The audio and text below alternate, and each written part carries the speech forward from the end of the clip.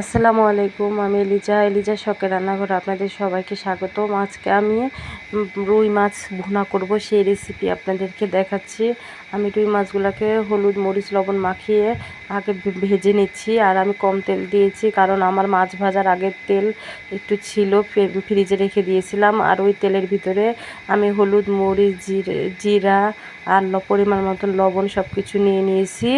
নিয়ে ওই একটা বাটিতে এই যে এখন আমি ঢেলে দিলাম সব কিছু। আর আমি তেলটা ফ্রিজে ধুয়েছিলাম যদি গন্ধ হয়ে যায় তাই। আর পরে আমি আদা রসুন পেস্ট দিলাম। আর আমার অনেকগুলো বেরেস্তা ছিল আগের ভাজা, আপনাদেরকে বললাম বেরেস্তাগুলো আমি নষ্ট করব না, তাই আমি সব বেরেস্তা দিয়ে তরকারি রান্না করব। বেরেস্তাটা পরে দিলাম, কারণ হলো মশলা কষানোর পরে বেরেস্তাটা দিলাম। দিয়ে মশলাটা কষিয়ে নিয়ে এখন মাছগুলোকে কষিয়ে নিব। আর আমি বেশি করে মশলা কষিয়ে নিয়েছিলাম।